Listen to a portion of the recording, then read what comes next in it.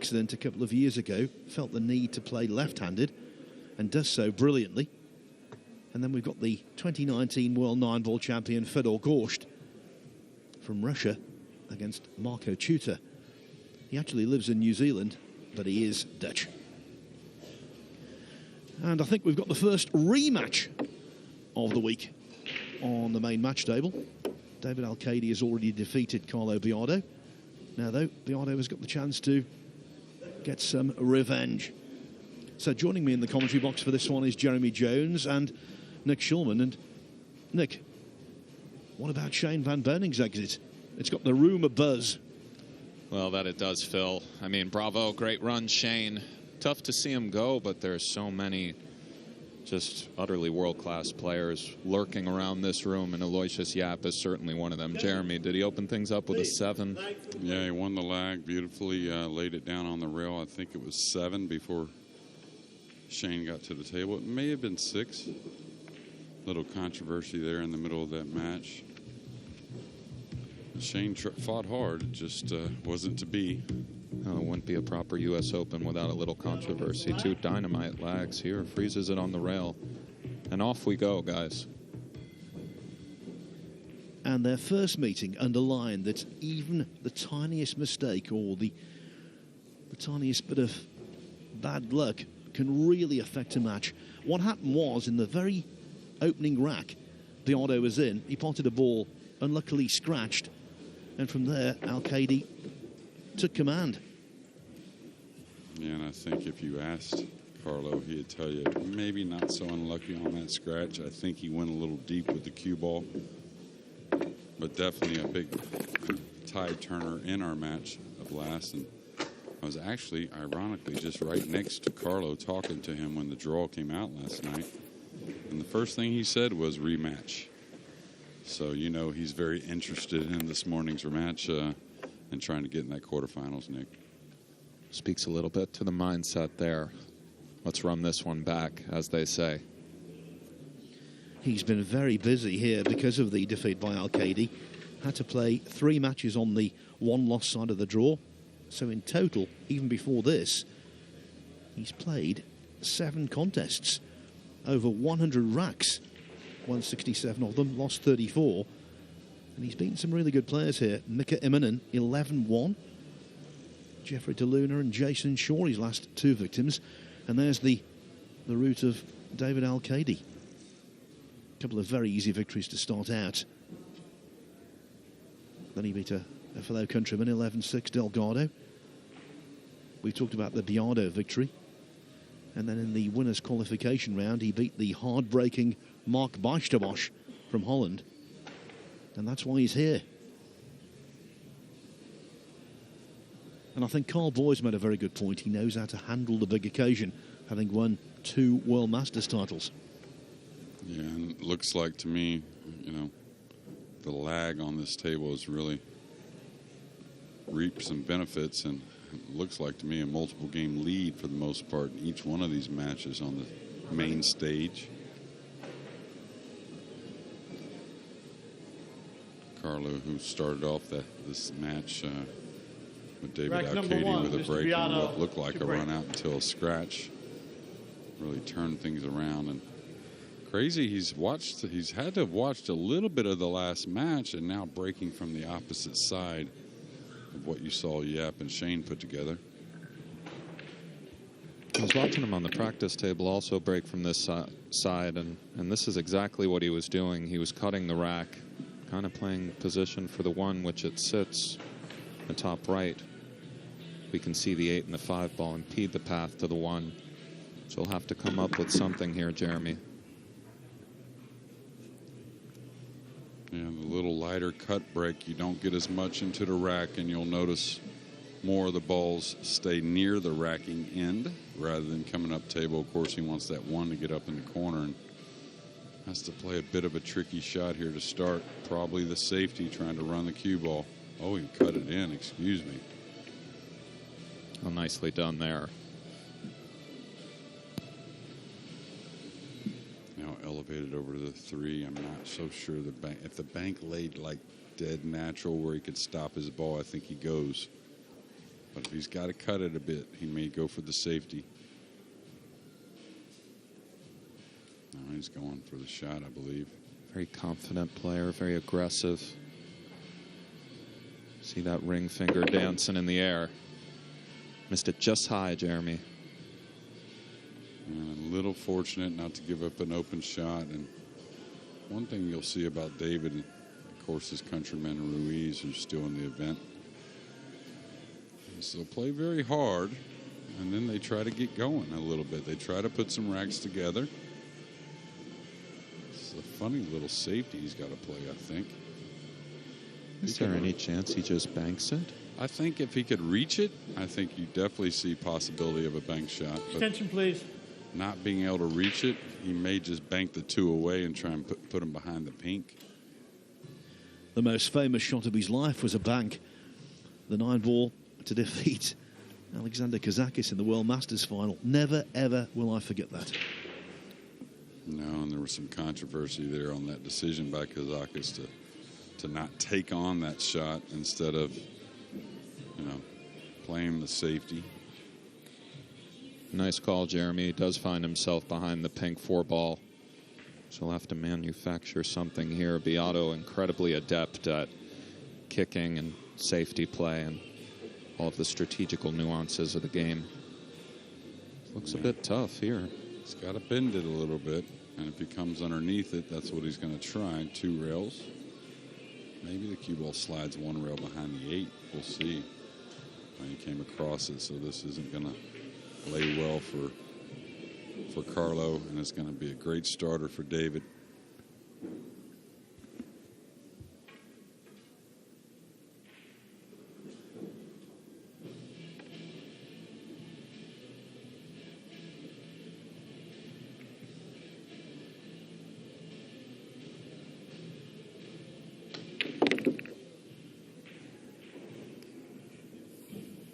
Steady.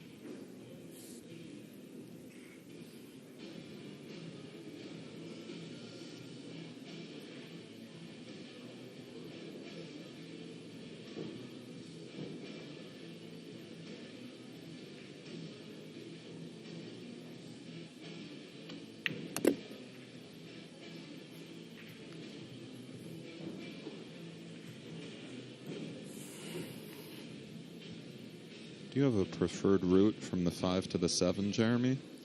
Well, I think at this level you're supposed to have enough comfort to come some 3 rails and drop below the 9.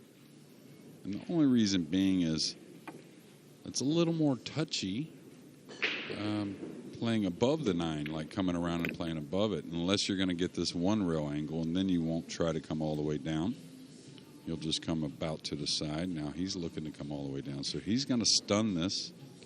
You wouldn't follow 1 rail below the 9. You would always play the 3 rail position. Main thing here is get into the cue ball a little bit. Don't let it go long, and then you end up catching that 3rd and 4th rail and get behind the 9 like this. Let's slow down a little bit. He's okay. Yeah, good call, Jeremy. He did come 1, 2, 3 around below the 9. He is a touch straight, though. He's okay, but he's not out of the woods. No, and this has a lot to do with your nerves. If you just smooth it out, the only way to really make a mistake is get a little jumpy with the stroke. Just let the angle work, for what it has. Oh, that's way light. I don't know if you saw it, Nick, but a very quick backswing and a little bit of a decel coming forward with the cue. Yeah, and he finds himself on that 50-yard line you mentioned the other day, Phil. So he'll have to come with one here. Real tester, rack 1, day 5 of the U.S. Open. 16 remain.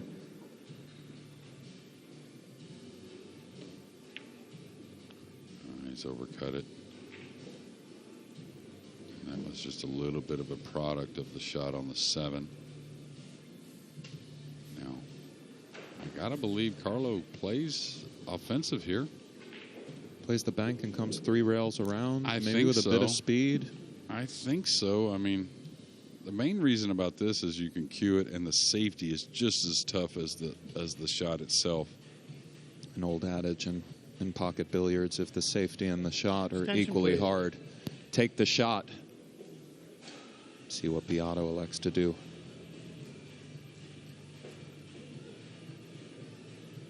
I'd say just a hair under even money to make this.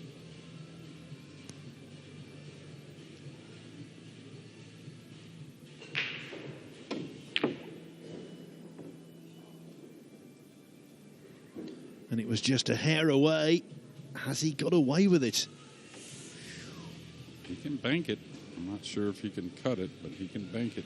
Looks like he can spin this in the light left English.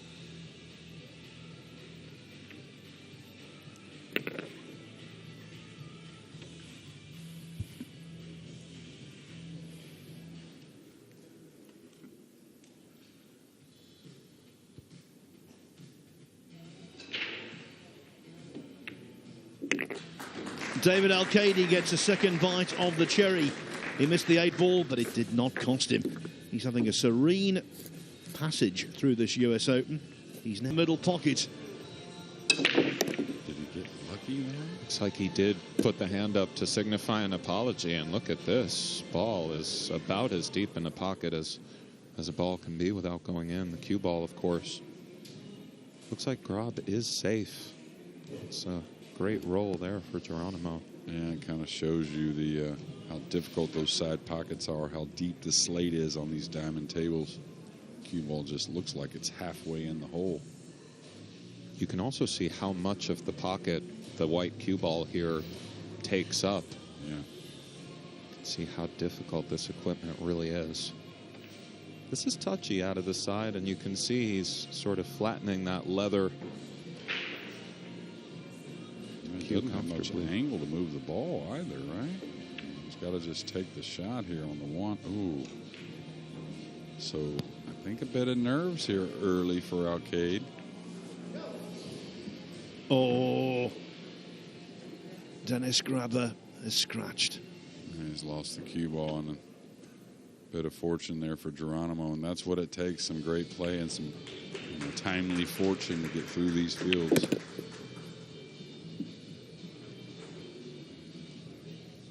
He's falling kind of steep behind this 2-ball. Shouldn't be a problem, but man, we're at the highest tension of the tournament. Is Geronimo a hair short? You can feel it, right?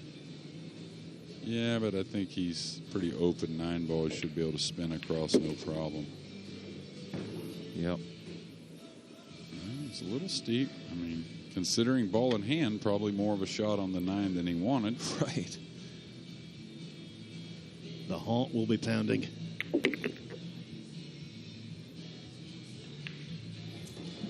Geronimo, as I said last night, is through again.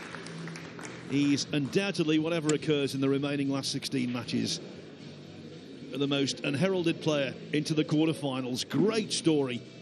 But knowing Dennis Grabber and the emotional investment he has in pool, that will hurt. Yeah, like you will not believe. We could see the heartbreak on his face there, ahead in hands. Biado's overcooked the mark here a little more than slightly, so Jeremy, he'll have to navigate this. Yeah, this is tough with the 9 where it's at. He may have to try and pinch draw this into the 8. I don't know if he can go around the 9 so easily from this angle. Is he going past the side?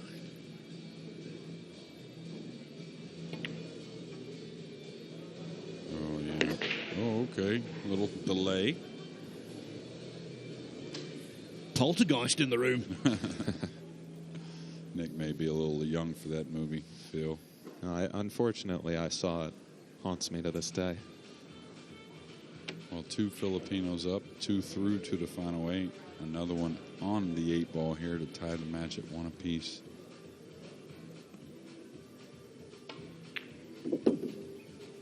Smooth operator when he gets going here. Carlo Biado looking to tie it up 1-1.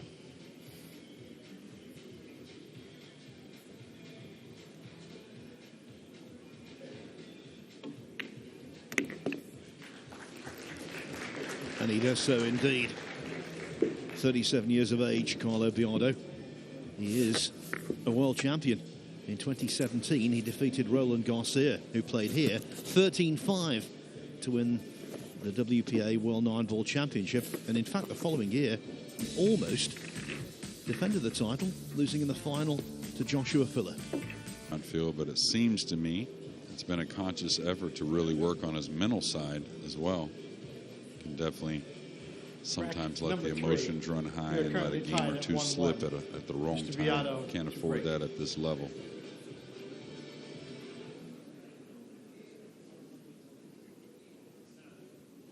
Let's see if he comes with that cut break again, Jeremy. I don't think he's going to leave it yet. The one ball agreed. You know, that's the problem with the cut break to me. Especially, we're not playing with the template anymore, Nick, right? Yeah, good point. We're back to the triangle. And also, with a match in front of you, so many racks run from that other side rail breaking.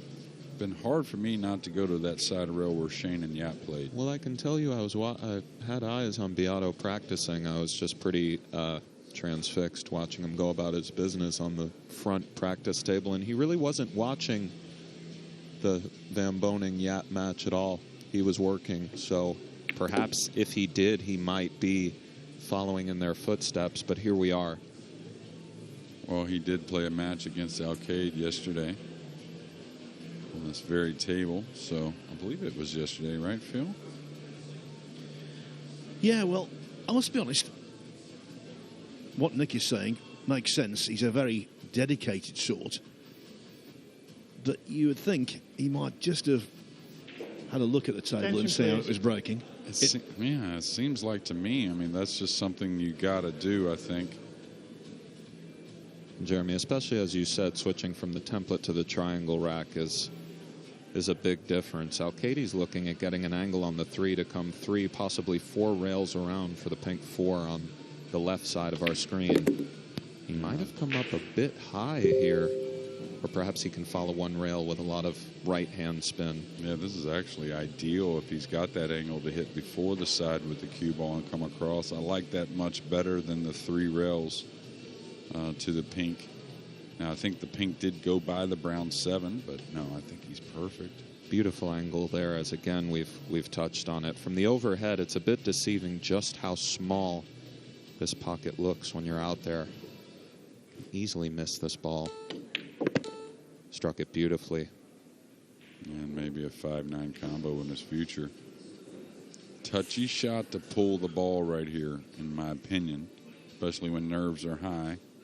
You can underhit it, let the spin come off the ball. You could overhit it, one rail scratch in the side. I like the 5-9 combo.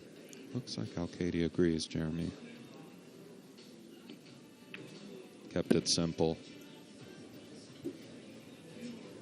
It appears he's got to cut this a bit, though. We'll see how he cues this. If he cues this with right spin, Nick, good chance he hits this thick into that bottom cushion. Now, if he cues it with no spin, he should be fine. But, oh, he's cueing it with a little right. Easy to chunk this into the, like I said, the short rail. I got it. The combination, and David Alcaide takes a 2-1 lead over a player. As we've said before, he's already beaten in this championship. Can the Spaniard come through? It's very early days in this race to 11, but he's made a more than agreeable start.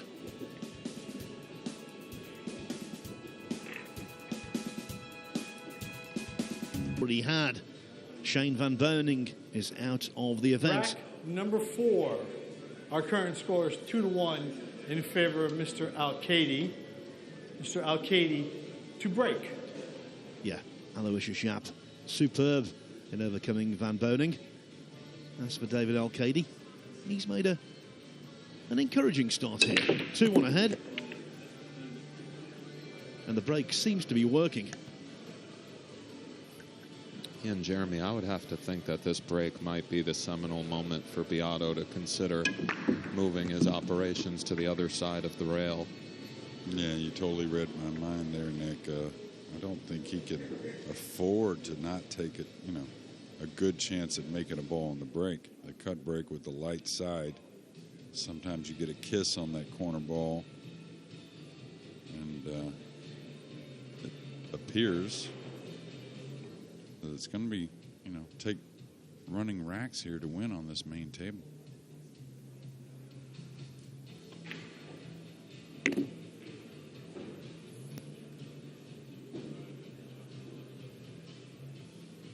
A little straight here, but I think he has enough angle to follow out 2 rails. Maybe take a little distance on the paint, but shouldn't be a problem.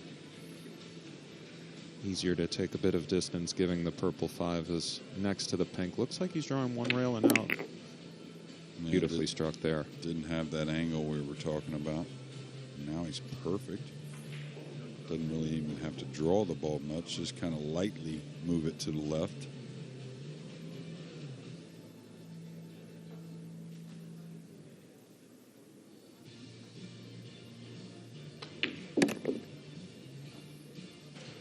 Tell you, on paper, you may put Carlo as a little favorite. Just like all these matches, you could pick someone who's a little favorite. But in tournament pool, it's more about taking advantage of opportunities and just, who's going to not let the nerves get to him, who's going to be able to perform under the pressure.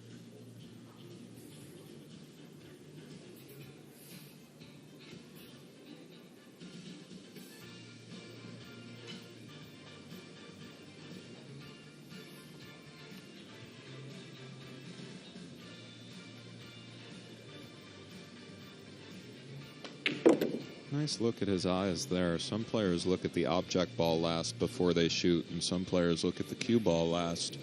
Looked to me like Alcaide may have looked at the cue ball last. I've always found that interesting, the preferences there.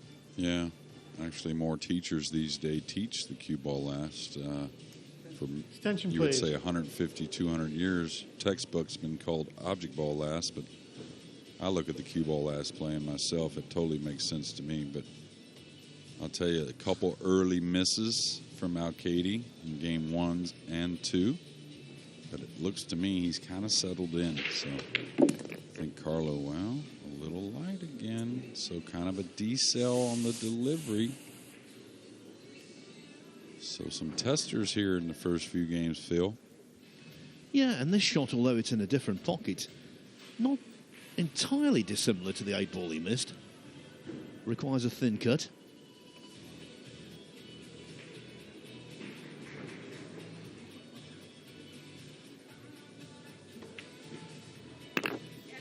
Centre cut there, though, right into the pocket without any argument whatsoever. So David Alcaide leads Carlo Biado by 3 racks to 1.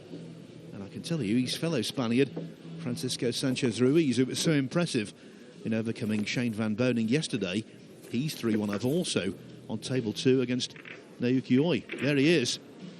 And what's more, Sanchez Ruiz is at the table in rack 5. Other scores for you, Johan Chur.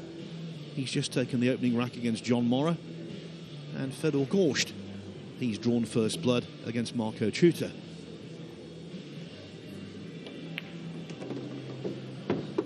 Plays very quickly, doesn't he? Sanchez Ruiz bustles around the table, full of confidence. He was 3rd in the 2017 US Open. I wouldn't be surprised if he went a couple of places better here. He's got the credentials. Yeah, and that experience he can kind of lean on. Also a final 16.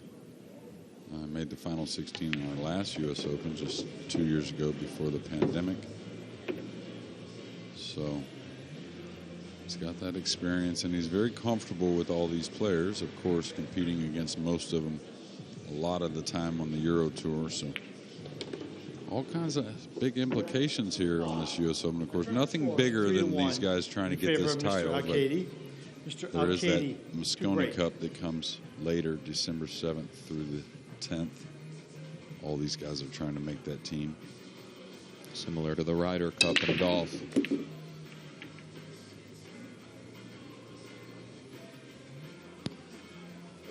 Besides being a little elevated, a lot elevated and stretched. He's going to love this shot on the 1 with the 2 over the pocket. Now the 3's very deep in the corner. You almost could miss seeing it on the table if you don't pay attention. He may have to come with something of a sidearm type elevation Yeah. if he can't quite get there this way, but it looks like he's okay. Yeah, I wouldn't. A shot like this, you want to keep as simple as possible. The 2's good. Now, the thing is, you may not be able to get to that in rail where you would like to shoot the 3 from, it being so deep in the pocket. But the good thing is the 4's kind of near the other opposite corner. So, he shot that like that, trying to get this cue ball on this back rail near the 3, I think. I think otherwise he just kind of lays that 1 in the side and plays the 2 in the side, 1 in the corner and plays the 2 in the side. Keeps it simple, but should be looking to screw the cue ball back here. Yeah, good call, Jeremy. Uh-oh, watch out, 9 ball. Ooh. Does he have to go rail first here? Yeah, and just take the distance on the pink. You're going to get between the 7 and 4, somewhere around just past where the 6 is at. Be a little careful here. Well done.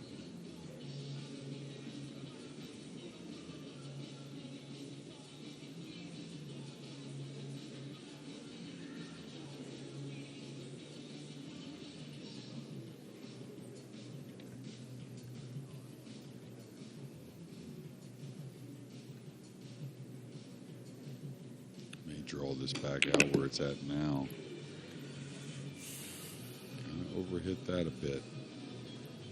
As you were saying before, Jeremy, with a small decel of sorts or falling short of the mark a bit, he might have made sure he didn't do that.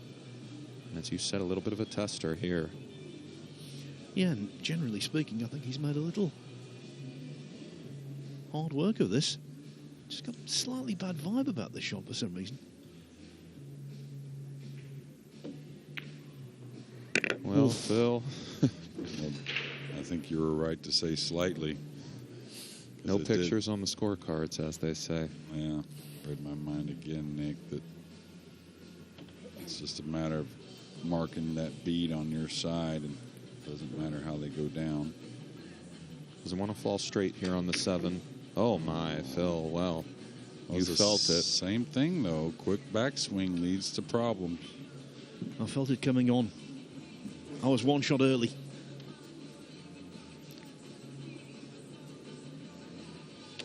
Yeah, again, that's the one big issue that most have when the nerves get high.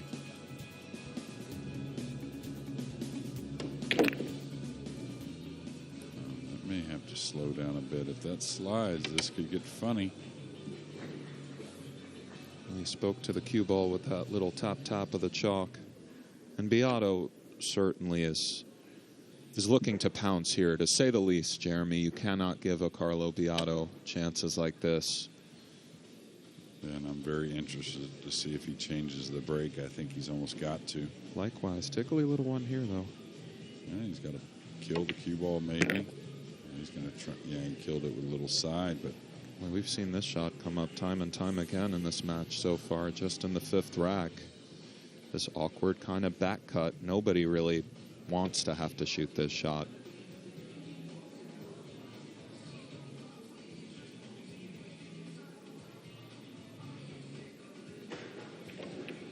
Oh, beauty there. Center of the hole, Phil. Yeah, Nick, and I think while the pattern of this match is still being established, that will be a real setback for David Alcaide. The missed 6 ball shouldn't have been missed. He should be 3 ahead, not 1. So what about these latest scores? Johan Chur and John Morra now 1-1. Fedor Gorst, who's played some really good pool this week. He's 2-0 up on Marco Shooter.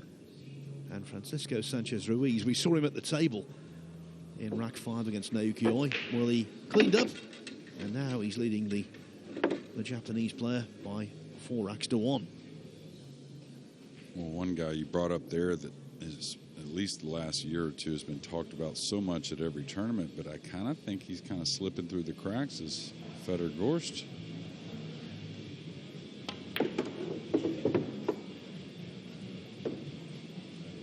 Yeah, I mean, Fedor is something of a wonder, you know, keeps it real simple. Beautiful fundamentals. The mind seems right on. And fearless, too. Has all the heart in these big moments. You know the Ruskies kind of have ice in their veins, but I know what you mean. He's sort of just under the radar, but we all knew he'd be down here, Jeremy. Kind of figured it. Oh, well, this is surprising stand now. Does he change the break at all? Does he still play the little cut now? He went with the firm one. So a bit of a change for sure. But if you're going to use the firm one, it's just got to be that much preference for him from that side of the table. That's the only thing I could figure, right? I was thinking the same. He must just feel more comfortable from that side. But as you said, he did change to the firm one. And I suppose got a hair unlucky that the one contacted the point and didn't fall north of it to provide some kind of a look at it. And he's pushing out to David here. So we just saw Naoki Oi running around the table there, pounding the balls in, pulling one back, trailing 4-2. You can see that over on the Matchroom YouTube channel. Yeah. Carlos never getting this back. There's a couple different nice safeties. The one thing for him that gave him a little freedom with the cue ball and the rollout was the 2-ball position on top of the 4. But still, I think you still had to roll out a little tougher than he did, right? Well, he finds himself in a very awkward situation to navigate with no real return safety promised. Even hitting the ball is a bit tricky. The 7 impedes a natural route towards the 1. Well, he's coming underneath this because if he gets into the rail, he could make the 1 off the 4 in the corner by the 6 here. He was hit underneath this just like that. Yeah, it looked like it was dead to me. Great call, Jeremy. It looked like it was dead to Carlo as well. What a shot. Yeah. Yeah, I'll endorse what Nick said. Cracking call, Jeremy. By the way, Jeremy, did he just kick that thing right in? Yeah, no, he hit behind off of the purple? Off the purple, yeah. Oh, what a shot. Yeah, that's the reason why he went that way. It's just it did have a chance of going. And, of course, Carlo and Filipino players are so knowledgeable, and instincts probably second to none. They're going to recognize those things. Yeah, you both saw it right away. I mean, no wasted time there for Biado whatsoever. 3-3 for him has to almost feel like a lead, given Alcaide was over that 6-ball. Yeah, especially considering he hasn't gotten anything going on the break yet. So I wouldn't be surprised he changes again, to be honest with you.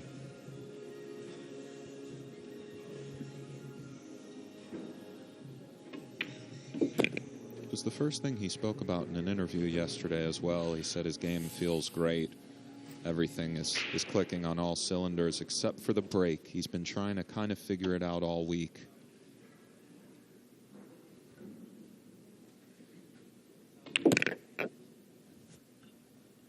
And that's not really making balls at this level. That's as far as, you know, being able to break to put racks together.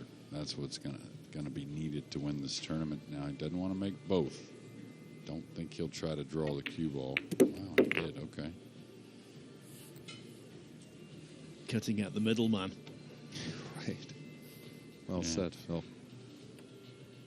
Well, a lot of guys stay away from that just in case they don't make it. The 7 can maybe get in a funny position, but now, like you said, Nick, 3-3, and he's got to feel great about it. Early on in our first match, it was all Aloysius Yap. This one is back and forth. It is 3-3, and you get the feeling it is going to go quite deep. In fact, it could go all the way.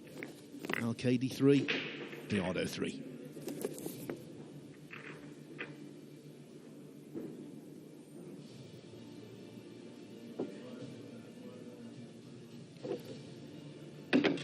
What a day it's been so far. So much pool, so much drama, so many storylines. Now, we saw Naoki Oi win rack 6. He's not taken advantage of his break in the 7th. Has he split the 3 away from the 4 just enough? I believe he has. Yeah, it doesn't appear he can go forward with the cue ball. May just have to draw this back and take the thin cut on the pink. But his countryman's got to settle in, you know. He's had the advantage on the break, but he's had 3 misses. 3 pretty open misses as well. And they're a miss by Ruiz. So Oy with an opportunity to cut that lead. And that was the shoulder ball. A really bad snatch, as they say in snooker. That's not a good sign when you do that. That's the telltale sign that nerves are creeping in. Jeremy, this here looked a little more like the blueprint for Mr. Biado. It was kind of the cut break, but the one ball came 1, 2, 3 rails around, pocketed a ball, and he has a look at it in this top right. Yeah, and I don't think it was so intentional, the cut that time. Just a hair off is all it was. Going forward here. He's drawing the cue ball. Great stroke there. We talk about Carlo all the time, really uses the draw stroke when he has a choice, you know, prefers that a lot, it seems. Much different than most Filipino players. And that's one thing that I've felt many times when not only nerves are high, but I had a form of dogging it, is what what Phil just alluded to. When the shoulder gets involved in the stroke, that's whenever things can really start to cripple. And you can start to have a lot of abnormal misses or abnormal hits on the cue ball. And in regards to the nerves, just observing Biado, simply eye test, he looks pretty steady out there. Well, he'll tell you, and he's had some interviews lately because of such great results, that he does deal with them. You know, we all deal with them a certain way, and they're always on different levels, it seems. Like I'm a little more nervous, or I'm totally calm, and everything in between, Nick. One thing with the Filipinos, too, they're so used to playing in front of crowds, as is typical out there. So this kind of environment with all these people breathing down their neck, it's somewhat normal for these guys, right? In the pool rooms, they tend to conglomerate around the tables. Yeah, I actually commented that the venue is so nice. There's so much space that you almost can notice a little bit more going on, in my opinion. It's like you have so much space, and then easy to see somebody some 20 feet away, where the pool room is kind of like busy everywhere. Kind of lose track of what's going on and just get into the game now. Look at where he's put the cue ball here. Yeah, exceedingly tricky shot. He has to cut it very thinly, possibly even fall beyond the 9. Maybe even play it in the same pocket which he's shooting the 7. Or perhaps he can hold it. Either way, this is very dicey. I like him letting it out and get below the 9 here. That way he makes the 7 more often. Trying to slow roll it definitely makes the 7 more missable.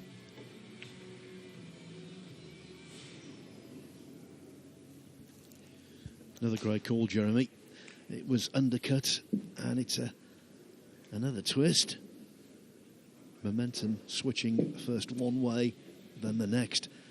3-3 the scoreline, and both players have already missed 3 pots apiece.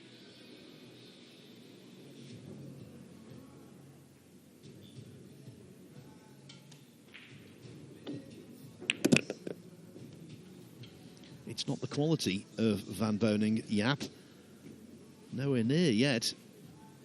But it's equally captivating because you don't know what's going to happen next. Attention, please. And Alcaide kind of grabbed the rail there, but I can't, deny that it looked the same to me. A little bit of a decel on the delivery, so that's a big,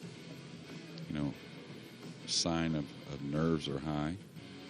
Don't think you'll have a problem here, though.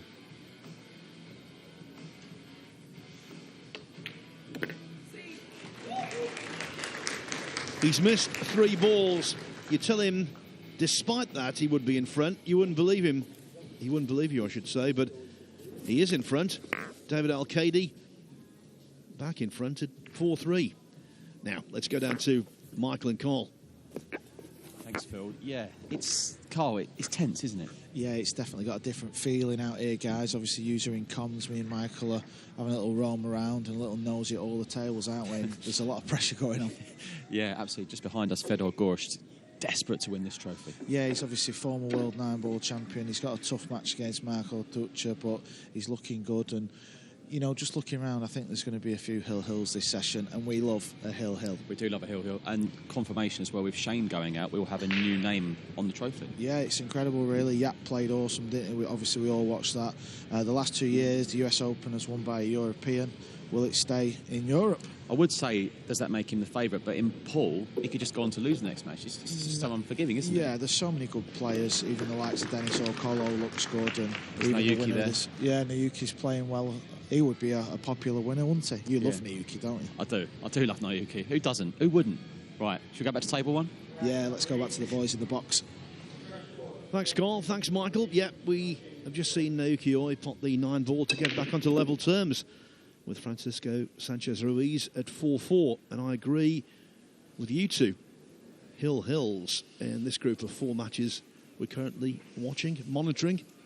Highly likely. And he mentioned Dennis Orcolio. I was sweating a bit of him versus Mario. He looked just real good, Jeremy. It'd be a great close down here on the boardwalk. Yeah, well, a player you definitely figured to be there if he gets comfortable, and it looks to me he's gotten more comfortable every day. Difficult rollout here. I'm not sure where I go. He may go to the jump cue, but the guys are so good these days with the jump cue. Hard to just push onto the 6 and assume that Carlo's going to miss that with the 2 near, or the 2 near pocket, excuse me. Biado, your option. It looks like he agrees, Jeremy. Yeah, I think he's going to be behind the 2-3 here. Pretty nice path to come off the left side of the 1. He's got a beat hitting the 9. Yeah, that's the angle he's looking at right now. I'm not so sure that really David could roll out too many more places, but he could really take the worst of it after this shot's over with. Let's see if he can miss that bumblebee that you just alluded to. The 9's a very big ball coming off this angle. Oh, and he's done so wonderfully well. What a beauty there. Great call, Jeremy. Even blocking some kicking paths. Nick, I really like that. I'll be using that in the future. The bumblebee. The bumblebee, Phil. Can he jump this one, Jeremy? So close, but he's got it out. I'm always surprised by how closely they can be to the ball and still get it over. Yeah, this is tough, though, because it won't have much on it, and it's easy to curve when you have to go over something so close, but then also carry the cue ball so far. So, believe it or not, if he mishits the cue ball 1/8 of a tip, he could easily curve the cue ball and whiff the entire 1 ball. He got to the thin side of it. He's going to need some help. So Carlo's going to be rewarded with a shot here now. Wonder what he plays. Perhaps between the pink and the brown in That's some what I capacity, but it's tough. Again, the 9 looms. Yeah, 4 rails is what Nick's talking about. Now, if he's comfortable, just shoots this in with a little outside, comes 2 rails, maybe bumps the 7, comes right inside the 7. But when you're nervous, you want to let the cue ball run here. And, of course, we can harken back to the great Efren Reyes, who at times would put inside English on a shot like this, but you have to be just so utterly confident to slow roll this one in with the right hand spin. Let's see what Biado chooses. I think he's just going 2 rails. Needs to slow down a bit. Beauty there. Yeah, that was a great shot. And the one thing about Carlo, who I've always commented about Dennis, is what makes him so great is really they rarely back off what is the correct shot. You know, even when the nerves are high and say, man, I don't want to miss this ball, let me take a little off of this or make things more simple on myself. It's one thing that I've always adored about watching Dennis. Almost gets me in stroke just watching him play. It's really well said, Jeremy. Everything is committed. They do what needs to be done. And they both have a little bit of those crazy eyes that you were talking about that Mr. Van Boning possesses as well. The table works for them, not the other way around. Yeah, Carlo used to get a little odd head movement, like a little bob of the head at times. And when that got very consistent, it's almost like he never missed. a point worth making. You say they never back off the correct shot. They also have the ability to identify the correct shot. Very well said, Phil. Yeah, I think a lot of that is where these guys come from and the conditions they learn. You have to be such a student of the game to, oh, wow, this is going to not be so much fun. From where he was, he made it just about as tough as he could. Missable ball here, Nick. Yeah, it is. As we can see, he's elevating off of the side rail. Easy to overcut bobble this. Oh, but he struck it beautifully. Harder shot than he made it look. The timing was nice. And what I was getting at is these guys, the conditions they learn to play under in the Philippines. Now the pool rooms there and the facilities have come a long ways in the last 10, 15 years, but you almost have to learn, you know, the table up and down because very difficult to draw the cue ball and in humid conditions, even pool tables outside, Nick. But now Carlo exactly where he wants to be to tie this match at 4-piece.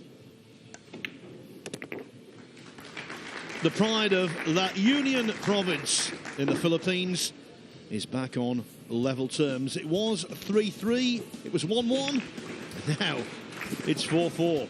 What a battle.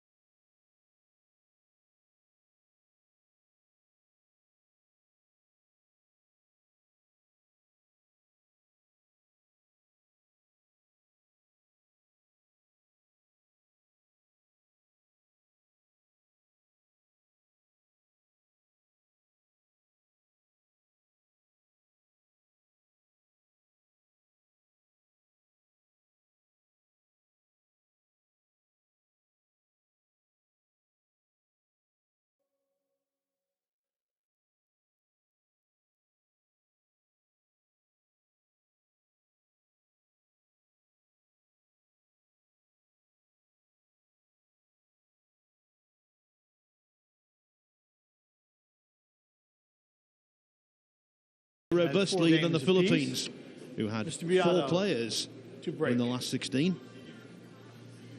And they've got 2 players already into the quarterfinals. Carlo Biado hoping to make it 3. Well, I don't understand that. He changed his break. He pulled it out after making balls from that side rail. But even more so, watching David just pour them in from the opposite side rail. So do you think the brain, you could get a little nervous with the brain, obviously, Nick? I mean, you being where you're at in the poker world, that's a big one with the brain, and I'm sure you see people dog it in that manner all the time.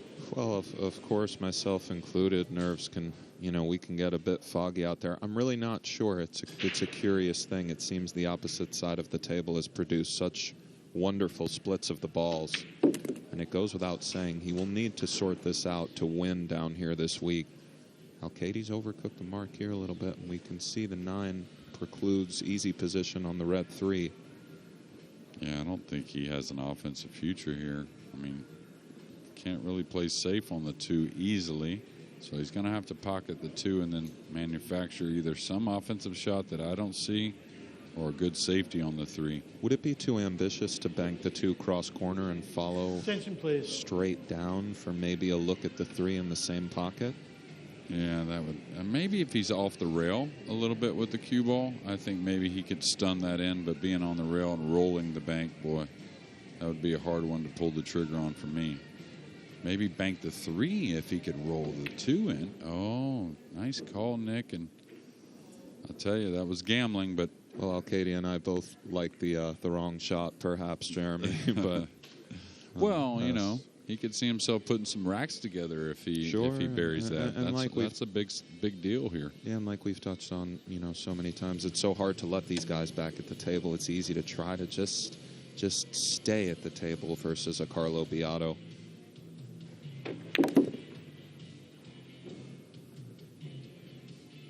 Navigations from the red to the pink, Jeremy. It's a bit dicey. Yeah, you may have to go ahead and get into the cue ball here, pulling it. I'm not so sure a 1-rail angle really does much unless he gets by the 6 with the cue ball.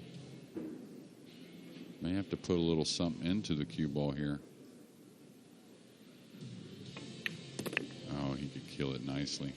And that's a product of being close to the 3. He has to be respectful of the 8-ball's presence here. As far as navigations from the pink to the purple, I think he can just miss it naturally and come back to center some odd table.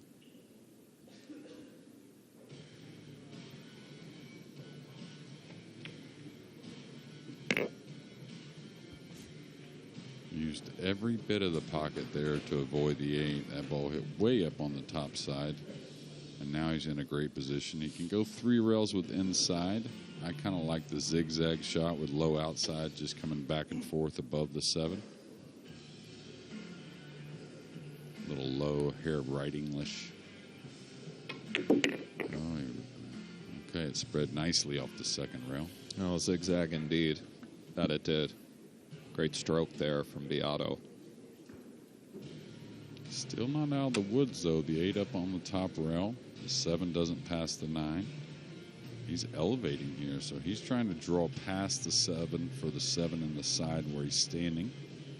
Oh, he drew that way. Okay, so the camera fooled us, and he's getting a little off angle here. That's what's the problem with the side pockets sometimes, Nick. Indeed, Jeremy, and we're going to see him let his stroke out a bit here. He's trying to spin this. Oh, he's accepting an awful lot of work on the 8. Good thing for him here is that he just has to make it, as they say. Position's very natural to come 1-2 out to the center table, but a very tickly one here.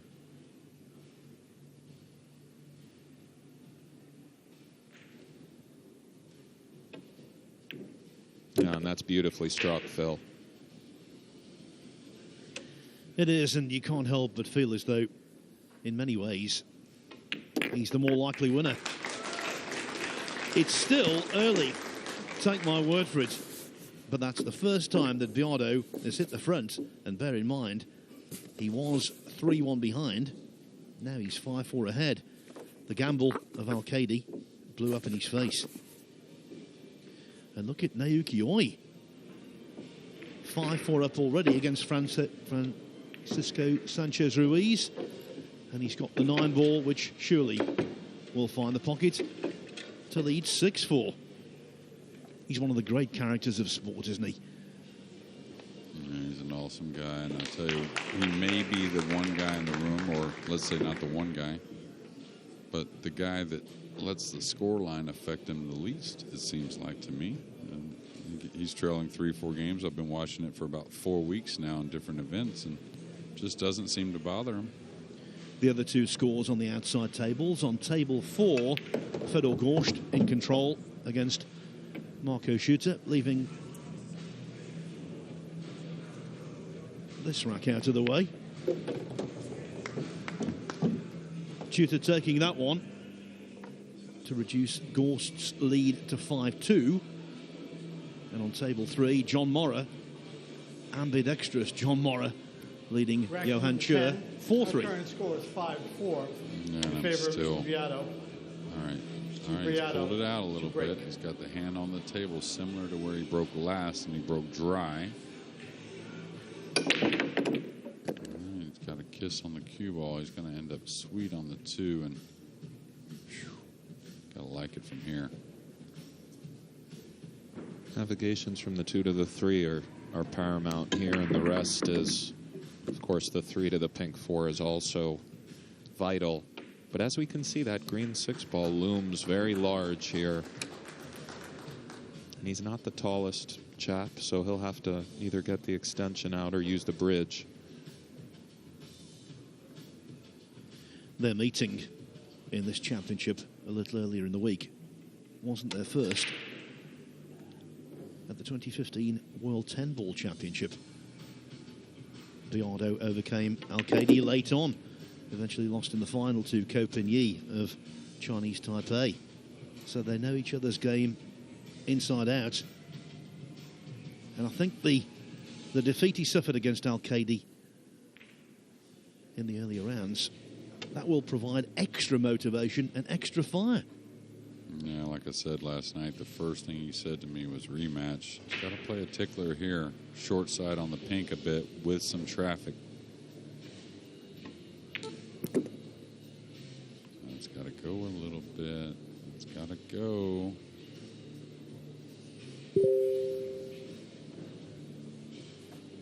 Well, surely he was mindful of the corner pocket where the 8 ball resides as far as things to worry about. And he has come up short here, so he'll have to play a safety of some kind, Jeremy. You'd want to think you'd want to involve the 5 and the 7 in this safety. If the 9 wasn't there, you certainly would. Easy to remove the pink and put him behind that 5 and 7. He wants to squeeze it up on the ground. What a good shot that was. And the way players are so adept with the jump cue, you can see the virtue of freezing him on the brown 7 and forcing him to kick. Quintessential Filipino. Yeah, and quite a must, really, as Nick alluded to. You put that pink over the pocket, and you allow them to go up in the air with the cue ball. They become a favorite these days, don't you think, Nick? Absolutely, from what I've seen. And the 9 ball looms very large here. 1 extension per rack, an extra 30 seconds, so he'll have 60 to navigate this. And he's got to kick at a light speed to keep accuracy, in my opinion. And I think it's very makeable at a light speed. It didn't bend on him like he expected. Foul. Naoki Oi seems to be free-flowing out there on table 2, Phil. Yeah, he's feeling good. Well, I'm a confirmed fan, so I'm delighted about that. We want to see him in the tournament. We want to see his antics. We want to see him make us laugh, and we want to see us all entertained.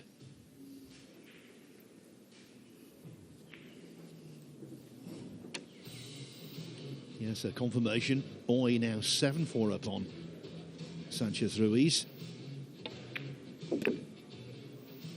And John Morra and Johan Chur locked together at 4-4.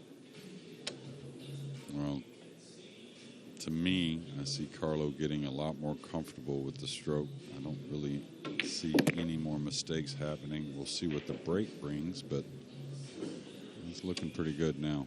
I don't want to overstate, Jeremy, but that was a pretty little follow stroke there just now off of the 6. So much effortless kind of rotation on the cue ball, and with this 9 ball, he'll slide into a 6-4 lead, and I have to agree. Looks good right now. Yeah, like I said, don't foresee any mistakes from Carlo. It's got to be something with the break. Maybe Alcaide coming with a kick shot or a jump shot to try and turn the momentum around. Just trying to emphasise Carlo Biado's place in the modern game. As we've said, he almost retained the World 9-ball title in 2018, having won it the previous year. And when you consider, in the history of the World Pool Championship, only one player has successfully defended the World 9-ball Championship, and that was Earl Strickland back in 1991. He won the first 2 stagings of that event. When you consider Biado was 1 match away from equaling Strickland's achievement, I think that puts into perspective just how good he is.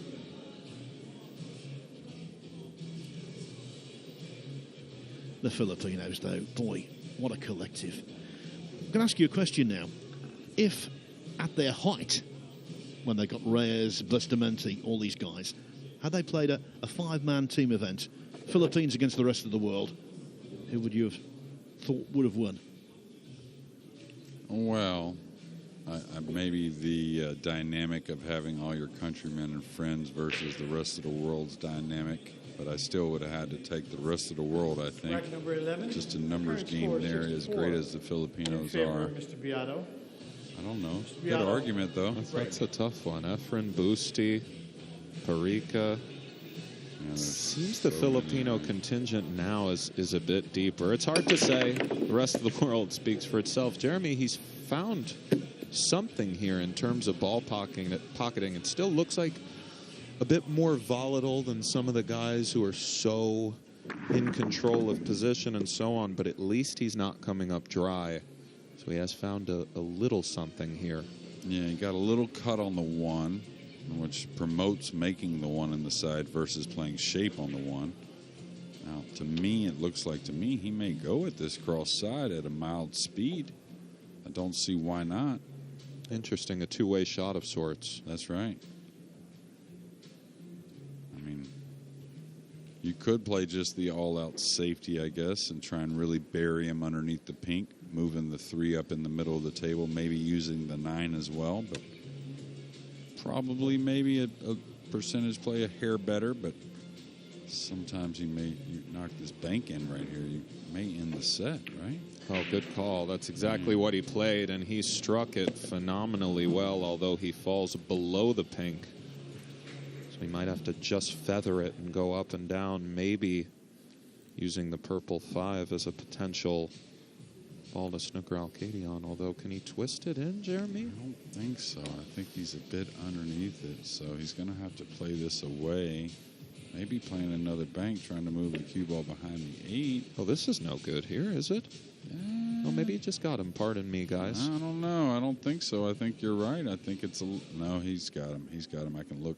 I can see the table from here. Now going to the air.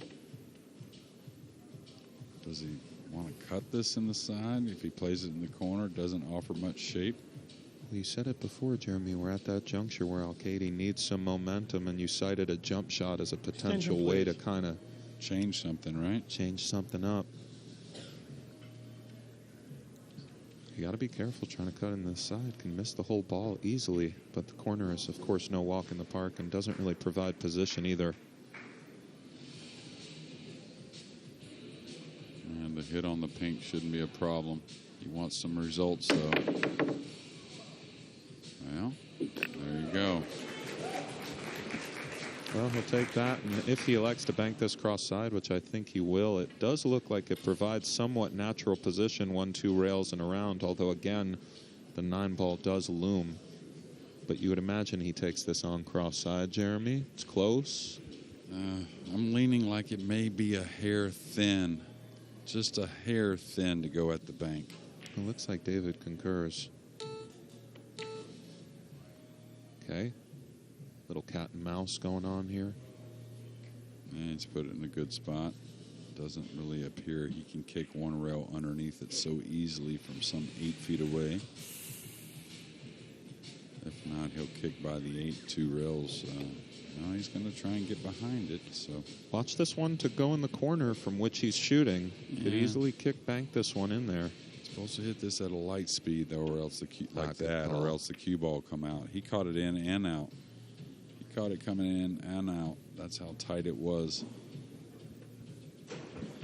And so indirectly, Alcaide's outrageous fluke on the pink 4 ball could well have a massive benefit. This has to go. Boy. Well, I hate to say it, it's been the constant fundamental failure there. A little bit quick going back and a little bit light coming forward with the cue stick, and it's been a common theme for David his last several opportunities. This is a shot he excels at, though.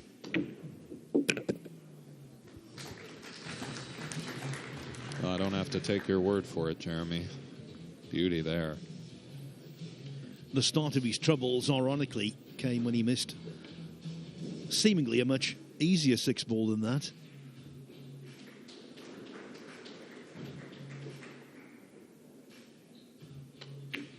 Okay.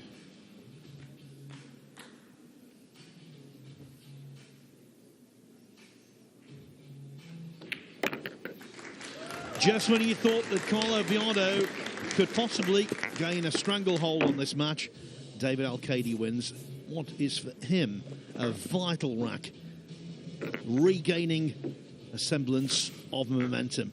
There's just one rack in it now. Biado's lead trimmed to 6-5.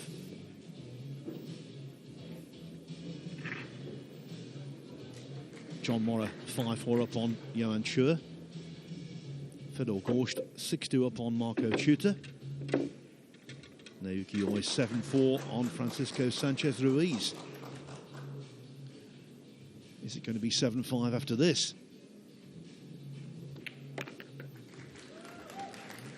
He's got a bit of a shot on the 9. Probably takes it in the side.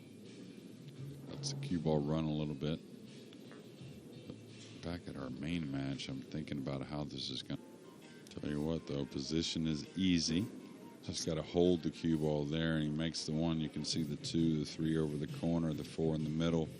Looks like he is taking it on, Jeremy. Could be mistaken. Oh, yeah, he's got a lot of them, looks like to me. Not a lot, but plenty. Let's say that, yeah. Okay. So what was all the tap about on the table then? Maybe a little drama, a little Hollywood at times. You know, it happens. Yeah, It's his show, Phil. We're just over here talking about it. The nominations for Best Actor are...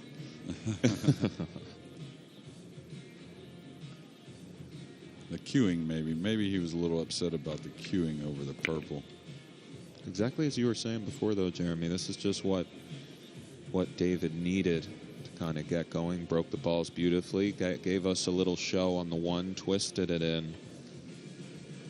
Now he should be tying this one up, barring anything unforeseen. Yes, the break gets you going in our sport a lot of times. We've seen it time and time again, but sometimes when you are struggling, or maybe, I wouldn't say struggling, he's just had a few shots that have gotten away from him, but when you're feeling the nerves, sometimes the break shot can get you started in a manner that kind of settled those nerves, and this is overhit by quite some distance here. The 7 doesn't pass the 9, I don't think. Yeah, that was clumsy, wasn't it? Far too much reaction on the cue ball. He may have to follow this one 1-2 rails and out. Looks like he is approaching it with a high left-hand approach. Never mind. We're going low. And this is tricky, Jeremy. He's coming back for the Oh, side. watch out. Oh, that point may have saved him. It may have indeed. Well, he fluked the jump shot in on the last. A little bit of a fluke into position here. That was going to get treacherously tough on the 7, it looked like. Watch out. Just got to stay calm. 1 rail across.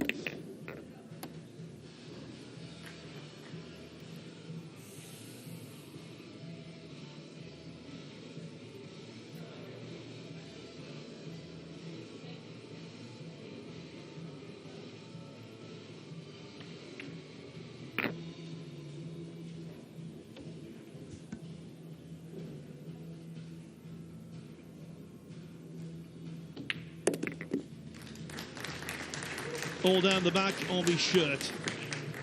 You see the letters that spell out his surname, Alcaide. And now he needs backbone, because we're getting into the vital segment of the match. It is 6-6, nothing to separate them.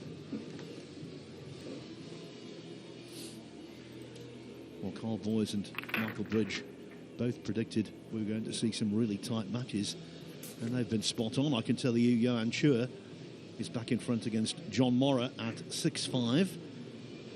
And Fedor Gorsht, he's looking good against Marco Chuta. 7-2, the Russian now in front. As we go back to table 2, which you can see in its entirety, as with all matches on table 2 on the Matchroom YouTube channel.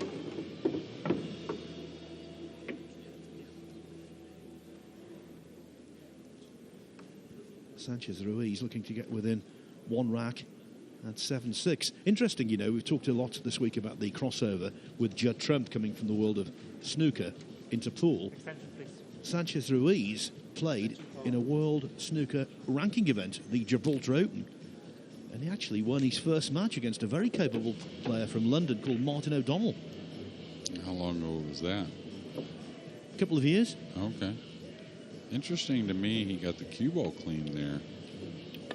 And I don't know if things have changed, but in the players' meeting, there was emphasis on a rule that the cue ball will only be cleaned in between games.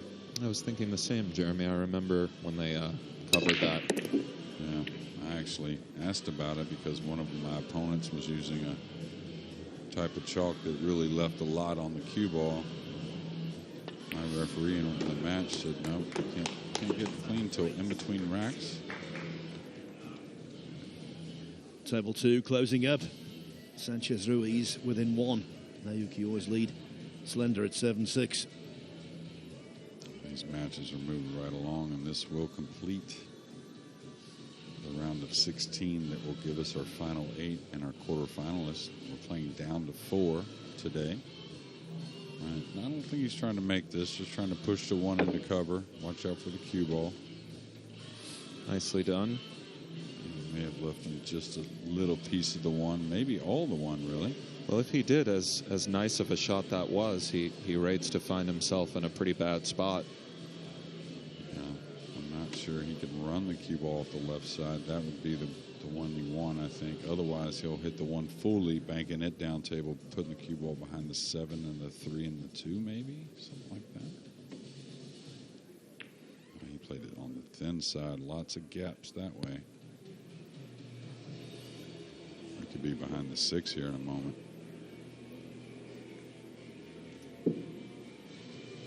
May have a cross corner bank.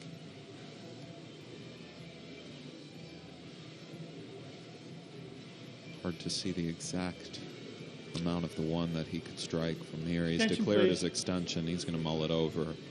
Yeah, his body language tells me the pink 4 has him cut off a little bit on the 1. Definitely, I think, has a piece of the 1, maybe half of the bottom side. I think behind the 6 is the shot. It's subtle, but he played it thin. Beautiful play here. Under the circumstances, I think that was a great shot. Nicely done. And I would imagine Biado will be kicking into the north side of the one on the side of the pink, brown, and green and try to come off it and use this cluster of balls to block Alcaide. It's really one side or the other. Should be okay. Yeah. Typical Filipino sort of maneuvering. Does get him on the blue, too, and the initiative certainly resides with Mr. Biado this rack. Don't they kick well? Yeah, they really have brought the world along the last 30 or 40 years in the kicking part of the game, and also the speed. As you notice the speed he hit, it's not just hitting the same side, but the speed control. And now Carlos going to be rewarded a shot and a chance to regain this lead. And he is. Believe the 2 just squeezes past the 8 in the side. If it does, that'll make things a lot simpler. It's close. Again, digressions, but those side pockets are so tight.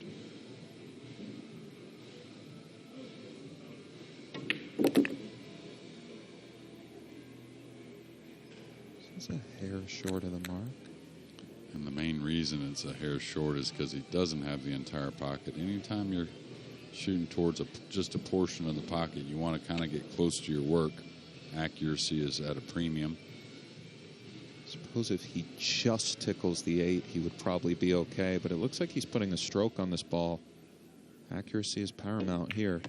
Oh, and he squeezed it into half the pocket beautifully, spun around 2 rails. Yeah, played that with inside English, Nick, to a half a pocket. It was a great shot, frankly, a fairly unsung shot, but stellar execution nonetheless. Tricky here, elevated over the 7, might need to pull back.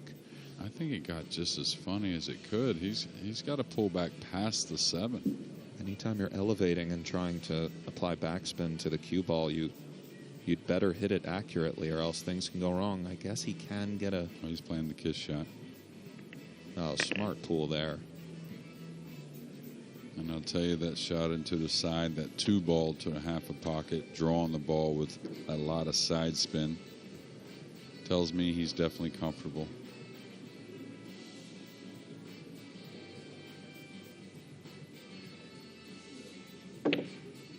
Great shot. Great run out here from Biado if he closes the show to cruise into a 7-6 lead. As you said, Jeremy, twisted that 2 ball in with inside, played that beautiful little carom, and then that nice stun 3 ball into the center of the corner pocket.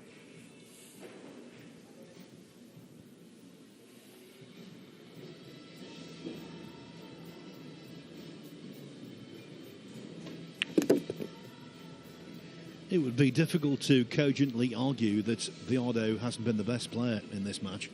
And yet he's only, if he pots these last 2 balls, only got a 1 rack lead to show for it.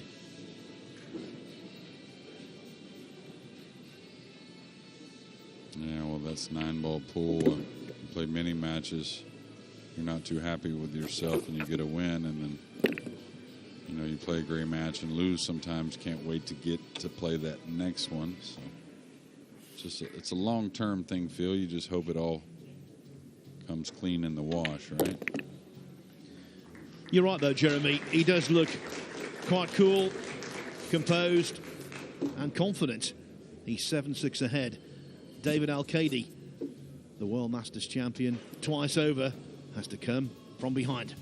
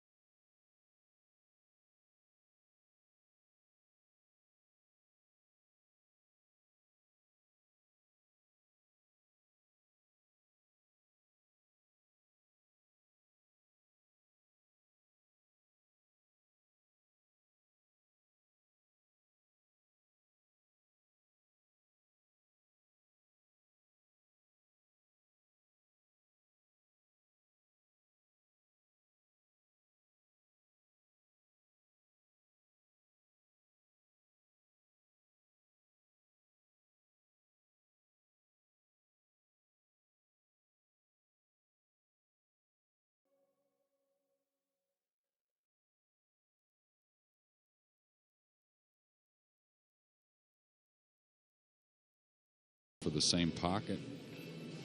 Don't think it really lays to where you're going to get in too much trouble. It shouldn't get away from you. He's elevating, so he's going ball first. Wouldn't elevate on the rail first. Oh, my. Watch out. I think he's okay. No, I don't think so. Yeah, he looks displeased. Interesting way, the path he played there. I'm not total disagreeing on the path he played. Oh, maybe he can load this one up with right. This is just a treacherous sort of shot. See a gentleman peering over the...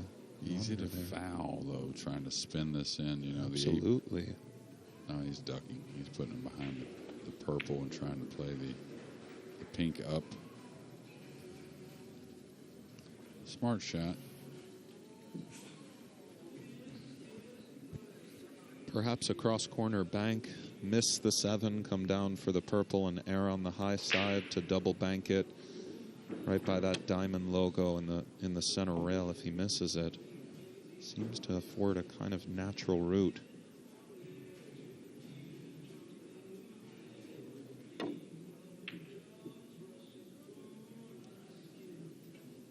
Nicely done. The clarity of the thought process of the Filipinos, extraordinary to me. Look at that shot. It was so well thought out and so well executed. That's the two things you need in cue sports, welded together.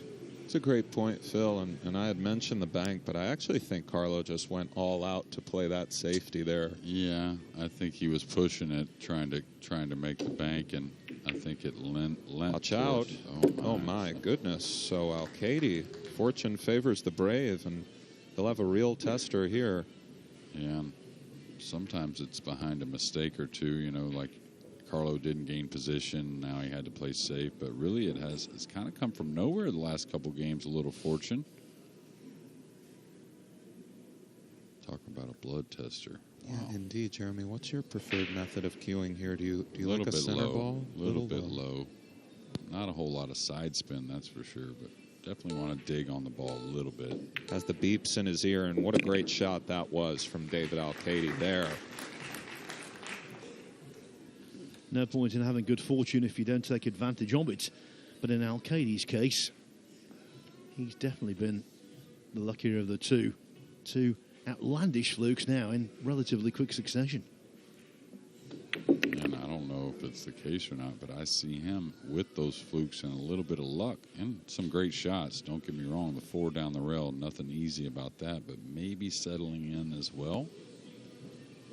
Well, he's settling in, but a hill affair could be upon us as well, where it's hard to be too settled. Have to make Alcaide the small favorite from here, maybe a little more than small. Race to 4 with the first break is massive if he clears these, which is not preordained.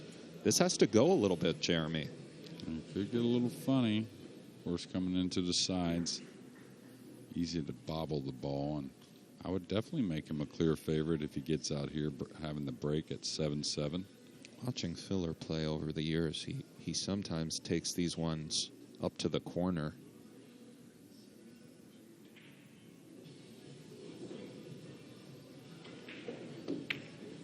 Yeah, good call and a great stroke there by Alcaide. Maybe one of his cleanest of the match, really. Center cup, Jeremy.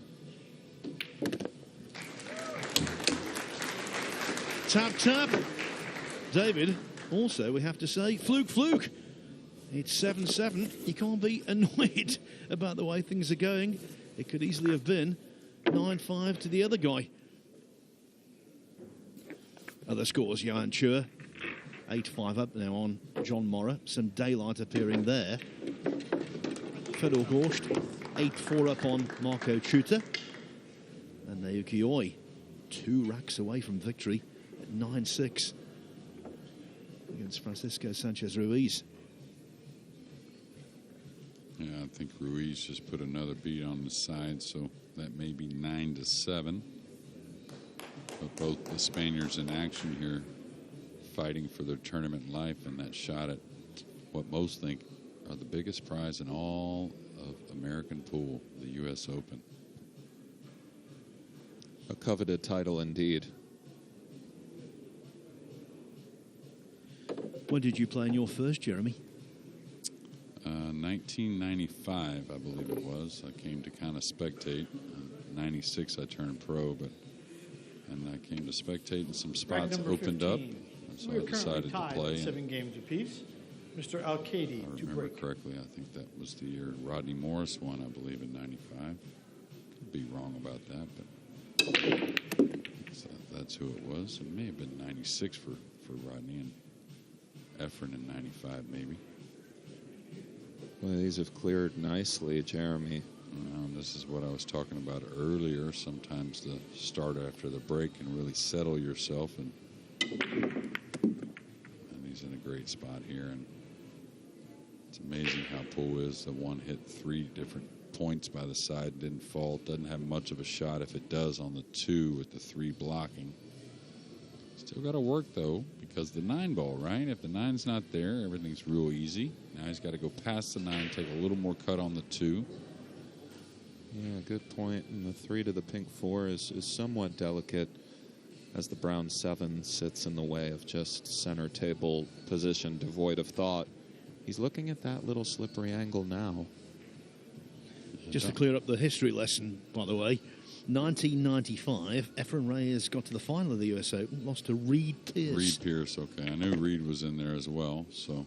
Well, he's come up a hair long. Maybe it was Rodney in 96 then, and then Efren in 97, is that right? It was Rodney. Efren was 94, yeah. Yeah, it was Rodney in 96, Efren in 94 over Nick Varner. Yeah, that's right.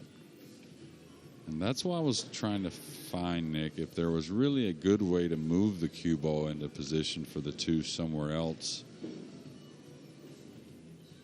Now...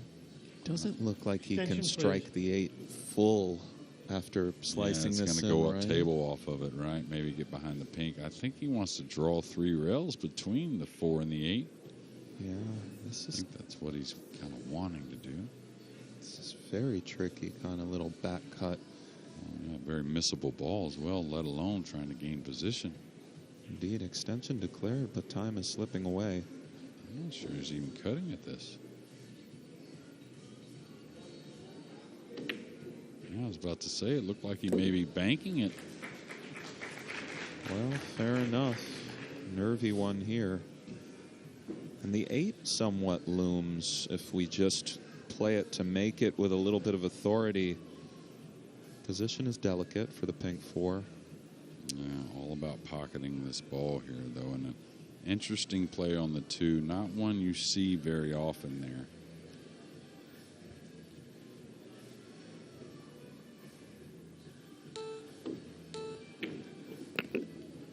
Deep in his back He's going to get on top of the 4 a little bit. Well, that's a beauty there. Yeah.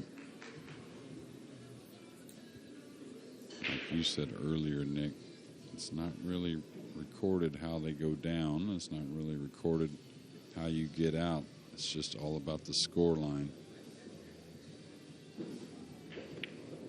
And if Alcaide goes on to win this match, it's not a match he'll probably reflect on or try and lean on so much, but it is nice knowing that you get through some of these, even though, you know, we'd like to not ever make a poor stroke, but it does stand to have, you know, some good things come out of it. Comfortable looking draw stroke there with the spin, overcooked it slightly, but the crowd lets him hear it. Pretty little shot. He'll follow up a little bit. And an 8-7 lead for David Alcaide is upon us here in this race to 11 to fight your way out of the Sweet 16. Have a chance at that ever-coveted title, the U.S. Open Championship. Perhaps the most prestigious in pool. It's subjective, but it's up there. Alcaide with an easy one on the 9. And some of that crowd noise, I think, is for Naiki Oi getting to the hill against Alcaide's countryman, Ruiz. Yes, and in this match of wildly fluctuating fortunes, that's David Alcaide either taking or retaking the lead for the 4th time. The score now, 8-7. Let's go down to Michael and Carl. Yeah, thanks, Phil. Right behind us, Naoki Oikal. He's nearly there. Yeah, it was 9-7 to Naoki. Sanchez had a really good chance, missed the ball, and then Naoki's just got himself on the hill. So a little bit of drama. We've got the best seat in the house for this table, haven't we, buddy? Yeah, well, we're standing, but we have. Yeah, you're absolutely right. Also, I talked to you about the Mosconi Cup because Dennis Grubber, he lost early, didn't he? And honestly, he was sitting there so disconsolate for about 15 minutes, jacket over his head. He was distraught, wasn't he? Yeah, he threw his cues on the floor. He lost in such a brutal way. It was hill, and Geronimo sort of fluked a hook snooker in the last rack, and he was just distraught for 30 minutes. That's what it means to the players. The US Open, the biggest tournament we have. Such a brutal sport, isn't it, at times? Yeah, it can be, but, you know, when it's all going your way, it's the best sport in the world, but when it's not, it does hurt. But you just got to go to the bar and let, you know. Our answer to the Chuckle brothers, Michael and Carl, and I just knew the moment the 9-ball went down for Rodrigo Geronimo, I just knew how much it would hurt. Poor old Dennis Grubber. Hurt doesn't really cover it. Yeah, like I said, I think Dennis has made a conscious effort to make his mental game much stronger, which is not going to do anything but make the physical side of things stronger. And he'll shake that off and realize that he's had a great tournament and a great few weeks here in America and move on. Back at the main table, though, the ones opened up, really kind of the shot of the rack, most likely. Now, this is where your nerves, like you said, does he feel good enough to cue this with inside English and try and come one rail? He could come two rails and hit inside the three and get the cue ball kind of where it's at now to take on the cut shot on the three. That's what I like, actually, versus the inside English. But looks like he's going with the right check. He's settled in all right, Nick. Yeah, that was beautifully done there. Just a touch of right-hand English, and just wants to ensure an angle on the 6 to come over for the brown 7 as part of it's obstructed by the 8-ball, and he's well on his way here. Just worth saying, though, you know, I have noted movement on certain shots from David Alcaide. He might be susceptible to falling victim to growing nerves as the line gets ever closer. Well, some of this is stylistic, too. Players do get a little movie with their body as we see Naoki Oi on the verge of a closeout. Phil, perhaps your favorite player. Yeah, well, he didn't get on that ball so well. I mean, he could have used a lot more than that. Not sure really where he was going with the cue ball, but one thing good for Oi is really plays hard when it comes to pocketing the ball. Look at this. Yeah. He's pretty comfortable. What a player he is, really, Jeremy. A unique sort of cat. He's gotten so much better also. That's the great thing about Oi is he's fun and whatnot, but man, he's on the improve. Yeah. I've shouted Geronimo this morning. Now I'll say, oi, oi. Naoki is through. Fantastic stuff. The man from the land of the rising sun on the rise in this game of 9-ball pool. Does this have to sit, Jeremy? I think he's okay. Well, maybe not. I thought it was easily okay. I have to play this with a hair of side spin to try and maybe grab the 7 a little bit, redirect it. If he tries to stun this, he could overcut this into the point. Oh, no, he could get it. Maybe a little drama like from earlier. Yes, a touch of Sir Lawrence Olivier once again, but he's fallen a little straight here, so you're never out of the woods when you're trying to close out matches deep in a U.S. Open, Jeremy. You'd know. I mean, it's real out there. Absolutely. Okay, got past the side. Oh, beautifully executed there from the Spaniard. And he's going to get that 2-game lead again. I think the last 2-game lead he had was that 3-1. Is that right, Phil? It is.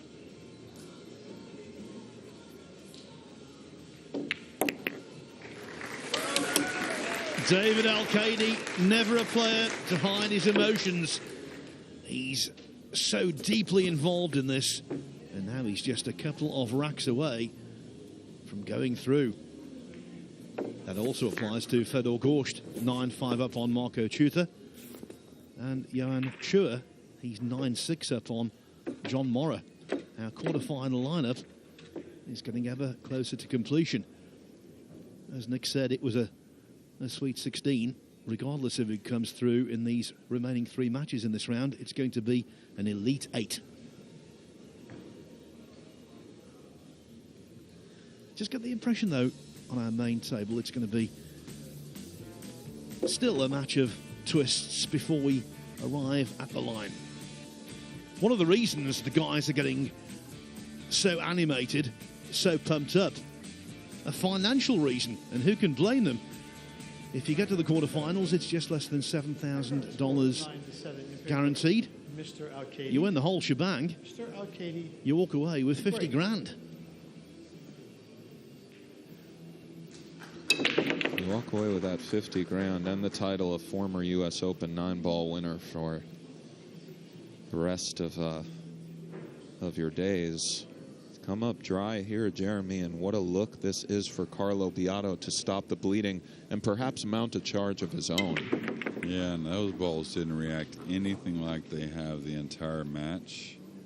You could kind of see David give a very wry smile, if you want to say, kind of looking up at the pool gods and wondered what happened there. But yeah, Carlo's got to do it now, of course.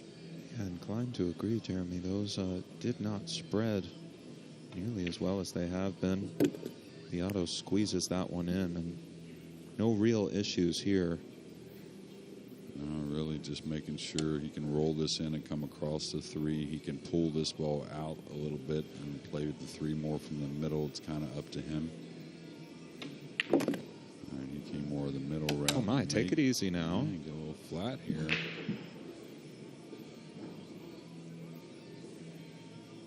I think he can follow out 2 rails. Appears to me anyways. Of course, touchy with the black 8 looming, but it does seem like he can follow 1-2 out just below that diamond closest to the left-hand corner pocket and spin to center table, but touchy might be queuing low here. He's hitting downward on this ball, trying to come back between, maybe bump the 4, play short side, something like that. He's blood tester here. Kind of from nowhere, looks a little bit unsettled again, in my opinion. And he has been in the chair for a bit. Yeah. Combination of unsettled and simply a hair cold. He's got to hit this on the high side, right? Come above the 8. I think if he comes backwards with the cue ball, it could have problems. And makes more of a missable ball. Beautifully done there. Yeah, nice shot. There's a tendency amongst certain players when they are on the receiving end of not 1 but 2 or multiple flukes to start thinking that destiny is against them, and that unsettles them purely by thinking, well, it might not be my day. Not saying Biado's in that group, but it's not a nice feeling. There's no doubt about it. Alcaide's had a really good run of late. Biado trying to reverse it. Yeah, it's easy to weigh on that, but you can't really get to this final 16 if you're one of those types. Not too often, anyways. And he's kind of picked up the pace getting around the table here, hadn't he? Yeah, he got in a little bit of trouble, but once he made that beautiful recovery shot on the pink, I think it was right back to business. We have a 9-8 affair. Biado set to break. What a match here on the feature table down in AC. 16 left. We've seen so much over the 5 days here. It would be great to see a match go its full distance, and there's every likelihood this could be the candidate.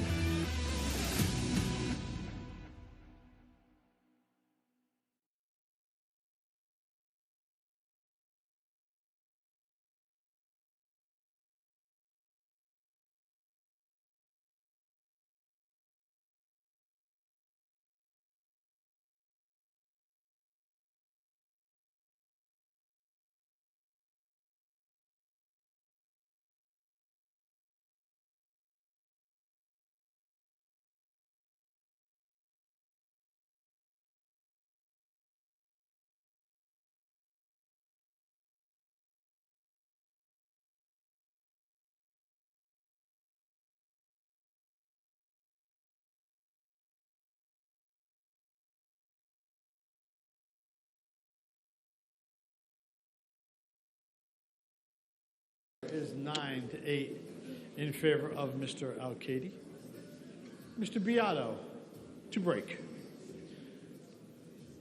John Lehman has refereed both matches so far on the main table.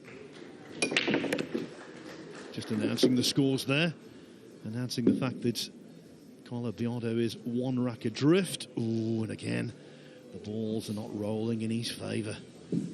And at this point, one could say that while he hasn't totally solved the breaking woes, Jeremy, the, Lady Luck hasn't quite been on his side either. Yeah, that's right. A difficult rollout situation. I'm trying to figure out what to do here. I think maybe cut the two towards the middle of the end rail and let the cue ball drift towards the end rail, making it almost impossible to get shape on the two. Mr. Alcaide, your option?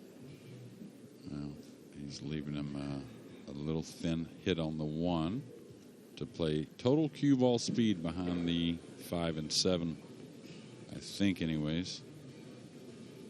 Not sure what else Carlo really had in mind just in case he gets it back. Now, David looking like he sizes it up a lot, though. He'll get down on the ball and then get back up off of it like that. Right, nice call, Jeremy. Yeah, he did leave him a tricky little shot here while the safety is sort of clear-cut as far as what to do. Execution is, you do have to be careful here. No, I agree. Anytime you make it about talent and it's not just automatic, you've done your job rolling out. He's got to that skidded on him. He's got to have a great speed. It kicked a little bit. When he did that movement with his hand, he was alluding to the grabbing of the one in the cue ball, Jeremy, a skid of sorts, and wow. Yeah.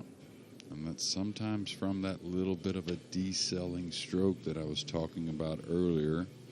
Sometimes it's just the conditions of the balls. They just tend to grab, and or at a slow speed, it happens more often.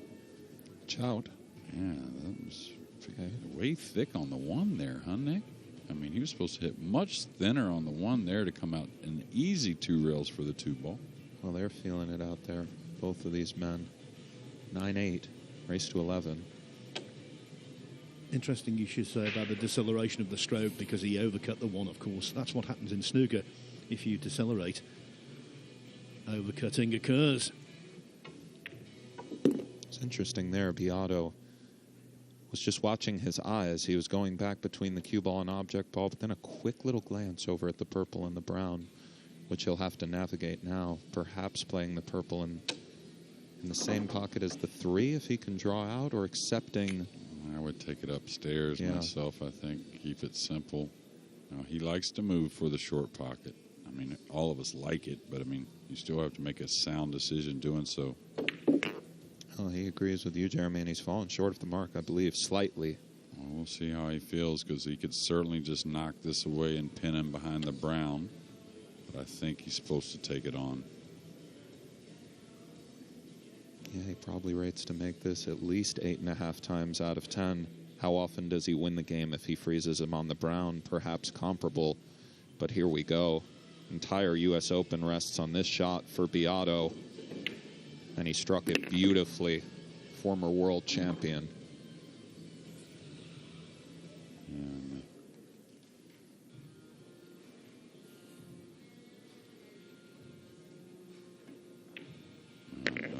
He went through the field pretty well so far, but I've watched about 3 matches, and 2 of them here on the TV table, and I still don't think that we've seen, 100%. I think we're around 80-85% from Carlo. He's going to have to pick it up to win the event and get through this match. About to be 9 apiece. Indeed, Jeremy, it is. It was 1-1, 3-3, 4-4, 6-6, 7-7, and now knotted up at 9-all. Cracking match, really is. Cracking match in terms of the scoreline. I think the quality is definitely not up to Aloysius Jaap against Shane Van Boening. Van Boening ran 3 racks off the break. Jaap ran 8. Here, Carlo Biado hasn't done it yet. And he's on level terms. So this is how the draw is shaping up. Johan Gonzalez Chua is on the hill against John Morra at 10-7. We know about Alcaide and Biado. Marco Chuter, you know, from Holland is making a really good fist of it against Fedor Gorst. Gorst in front all the way, but now the gap is only 9-7. And we know that Naoki Oi is through 11-7. Earlier today, there's Yap beat Van Boning 11-5. I was so impressed by the young Singaporean. Rodrigo Geronimo, the least known of the quarterfinalists, regardless of who comes through from the remaining 3 matches. He defeated Dennis Grabber from Estonia 11-10. Max Lechner, also a winner, and Dennis Okolio. 15. Our current score is all tied at 9 games apiece. Mr. Biado to break. Well, it's really been the storyline of this match, or one of them. Biado's breaking woes of sorts. Corner ball misses, one in the side. The deuce is spinning. Does the brown 7 or the pink 4 impede the path to the pocket? It looks like it does. So once again, that non-break and run streak for Biado will somehow continue, even though this one seems remarkably tied up at 9-9, given that little statistic there. No, he's not taking much time here. I'm not sure what he's doing. I guess just feathering the 2. And, yeah, that's what I was saying. You have a minute. There's no reason not to use it, in my opinion anyways, or at least a decent amount of it. And he's giving up a good play on the 2 to get him up behind the purple 5 and the red 3. So, well, as a native of the Big Apple, Nick, that was a New York minute. Indeed it was, Phil. And it's a fantastic point you make, Jeremy. I mean, he got right over the ball. Naturally, he saw what he wanted to do. But as you said, and it looks like David has fallen, pardon me, he's fallen nicely. I thought it was short, but it just kept drifting. And the purple 5 does preclude the path to the 2. It looks like Biado is going upstairs. yeah, and really a pretty simple mistake on that first shot, which has gotten him in this position with the jump cue. Not sure what he does with the jump cue here. I kind of agree with hitting it with the jump cue, but where are you going? At the 9 here, Nick? Maybe just gamble. This is, I think, sort of... Great shot, I think, considering. Yeah, I was going to say, I think this was somewhat of his idea, at least subconsciously and maybe just consciously. And now the initiative rests with Biado. What a match this has been. Yeah, great idea. Of course, like Phil said, it hasn't been stellar at all times, but it's been a lot of drama, that's for sure. And it hasn't been stellar with comparisons to the absolute elite of the world, but end of the day, they've both produced some great moments as well, and some fantastic shots. Perhaps a little kick and stick here, Jeremy, at least attempt-wise. Yeah, when nerves are high, you can hit the 8 here, so watch out. Okay, he was worried of that, so got into the ball a little bit. He's going to leave a long shot for Carlo, but nothing easy. Quickly, Fedor Gorst on the hill at 10-7 over Tutor. John Morris pulled one back against Johan Chua. It's 10-8 to Chua on table 3.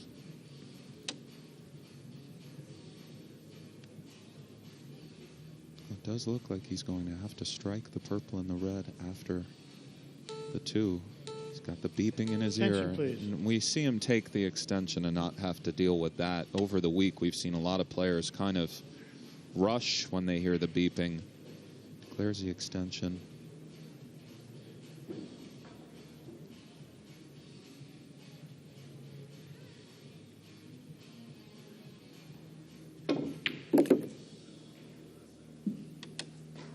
Great shot there.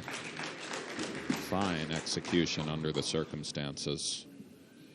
Does appear the red passes the purple into the same pocket. He'll want to just navigate, not flirting with the 8-ball here, Jeremy. Yeah, I'm wondering if he just pinch draws this and takes distance, goes 3 rails around. He can do that. A little inside English. Like that. Wow, this really went off, though, in his hand, Nick. Yeah. don't understand. That was supposed to slowly come around those balls. I don't understand all the speed there, but again, hard to sometimes get a hold of your cueing when the nerves are high, right? So, yeah, and you were espousing not decelling. That was almost the opposite. yeah. What's he sizing up here? I don't know. I think maybe just trying to feather it and come behind the 6-9. Just rock the 4 up the rail a little bit like that. Yeah, that's what he did, and it's well done.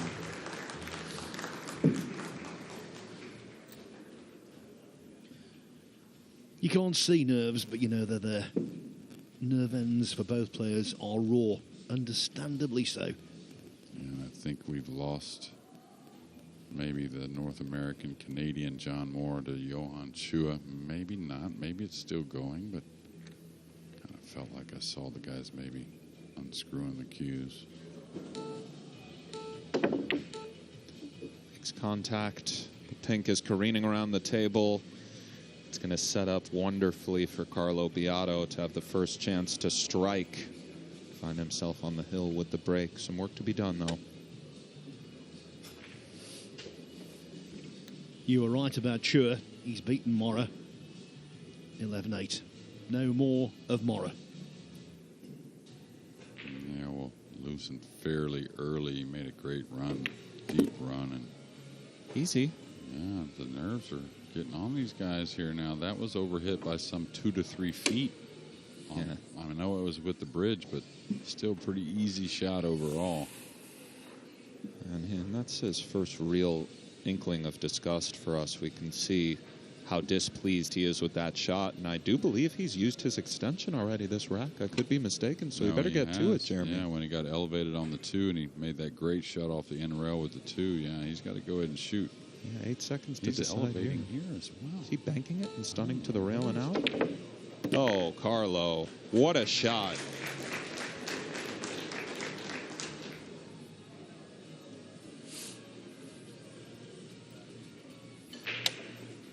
Oh, we lost John Moore. I was just saying he lost early in the event and really got going. Made a deep run into the final 16, but interesting to see what unfolds these last few games here on the main table. If you follow this one around with the inside, you just have to be careful not to hit it full and scratch in this bottom left, which I don't think will be an issue for a player of this stature, but Yeah, the 9's in the way to really pull the cue ball back, so he's got to kind of go, well, he's cueing it with, no, he's cueing inside English. No, he got above it. That was a dangerous play, by the way, going that way. it was, and you mentioned it before, Jeremy, he does favor going low more He than likes the draw stroke. most. More than most Filipinos, too, because, you play in tough conditions. It's hard to draw your ball, so that's why the guys are always so good at running the cue ball, the Filipinos, and really knowing the paths of the table. But Well, Phil.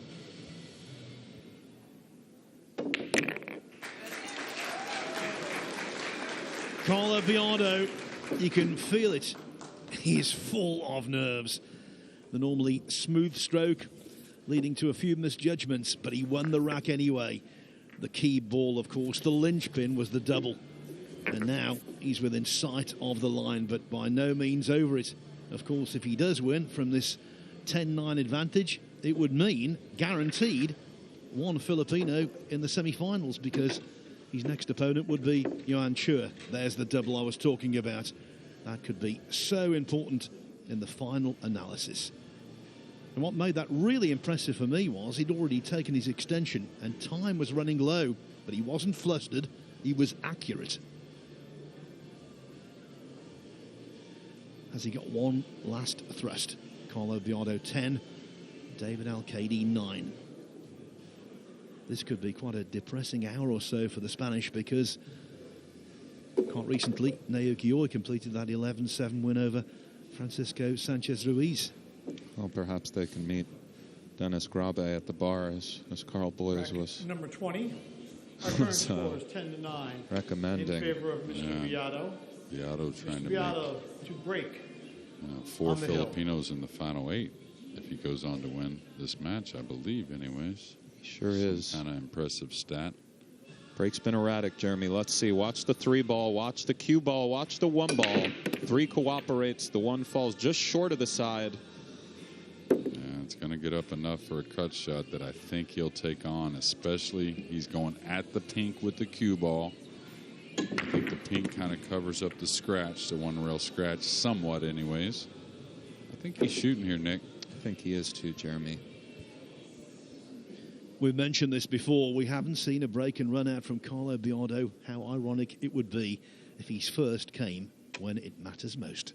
Indeed it would, Jeremy. As you said, the cue ball should be traveling towards the pink. You also have to be mindful of the side pocket here somewhat. Yeah, I think if he makes it, he gets past the side. I think, unless he spins it. And he's gone towards the pink. He's made it, but the purple's over the opposite side, so I think the 6 goes by the 9 if he doesn't want to move the cue ball much. Well, great call there, Jeremy. Not only did he go towards the pink, but he sunk it. And I think he gets by the brown 7 pretty easily here. Just can cheat the pocket, hit the 5 a little heavy. Beauty there. Yeah. And I think we're going to have that break and run you were talking about, Phil. David Alcaide is a smashing fellow, a world-class player and a double World Masters champion. But I think, on what I've seen in this match so far... Oh! My. I was going to say, if Biado wins, it'd be the better player. But then the 6 goes astray. Unbelievable. And I'll tell you what, I've seen a lot of balls missed in that bottom left-hand corner. He should never have missed it, don't get me wrong. But again, 4 1/4-inch pockets are no joke. These boys are out there playing on tight equipment. He just mishit it. And as you were saying, Phil, the show marches on. Almost overcooked the mark here, Jeremy. Wow. Yeah, and it's... as I looked at Alcaide and what I thought was going to be a clearance from Carlo, I was thinking Alcaide's thinking back to that rack he broke at 9-7 that just didn't kind of respond like the rest of the racks have the entire match. And oof, got a little bump. It was a class stroke, though. He hit it well. He flirted with the 8, but yeah, but didn't flirt with the side. I right. think that was part of that equation. And Carlo's wondering what happened on that 6th ball. It was really an aberration. It didn't even really look like nerves to me. It almost looked like the opposite. He was just so wet.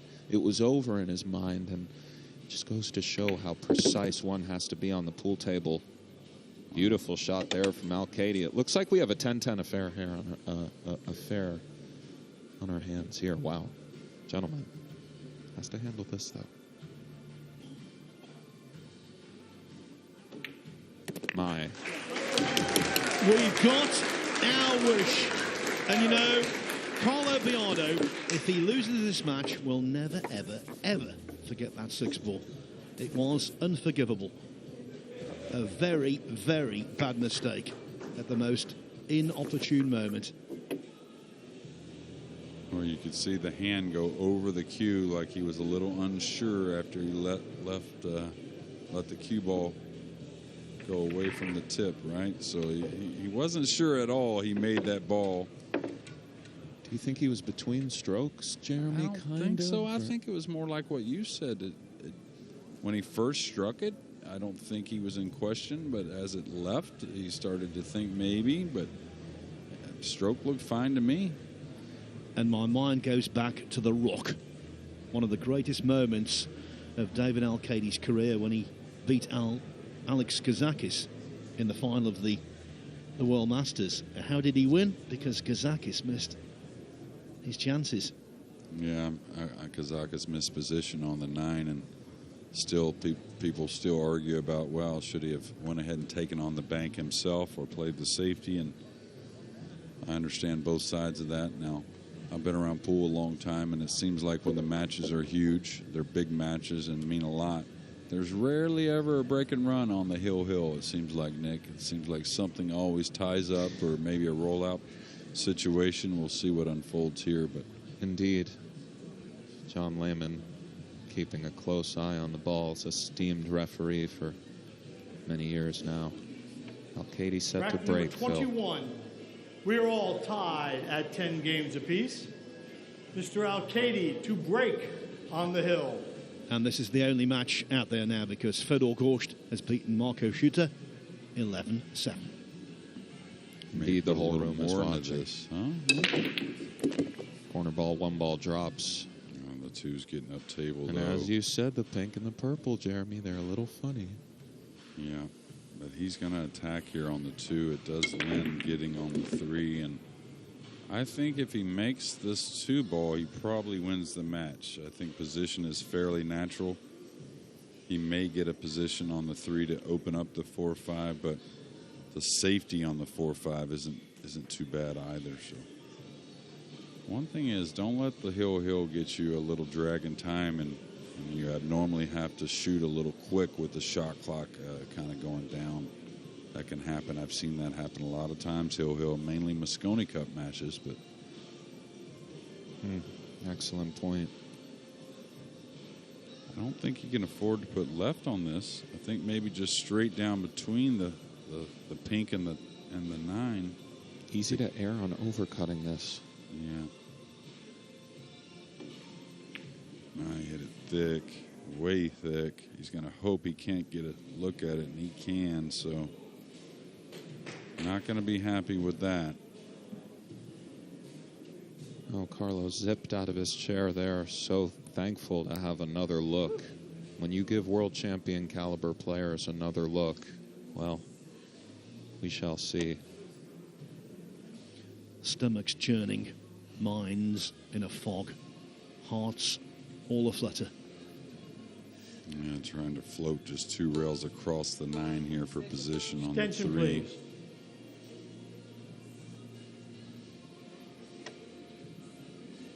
I'm sure what you said before applies here, Jeremy. If he makes this 2, well, I like his chances to win the game.